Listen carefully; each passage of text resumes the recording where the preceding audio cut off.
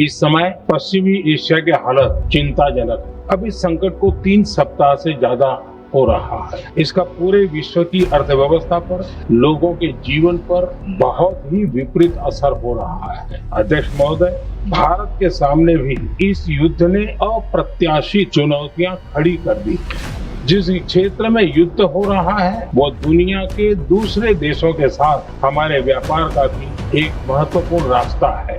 विशेष रूप से कच्चे तेल और गैस की हमारी जरूरतों का एक बड़ा हिस्सा यही क्षेत्र पूरा करता है। भारत में बड़ी मात्रा में कच्चा तेल, गैस और फर्टिलाइजर जैसी अनेक जरूरी चीजें हॉर्मुज स्ट्रेट के रास्ते से आती है।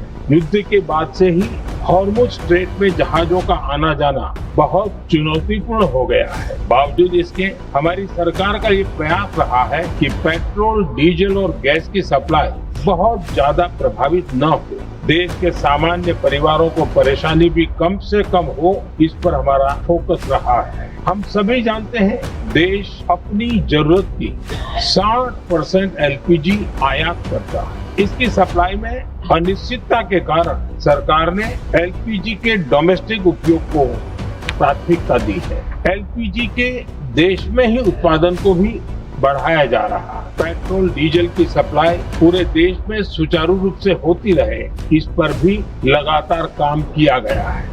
भारत डिप्लोमेसी के जरिए युद्ध के इस माहौल में भी भारतीय जहाजों के सुरक्षित आवागमन के लिए निरंतर प्रयास कर रहा है।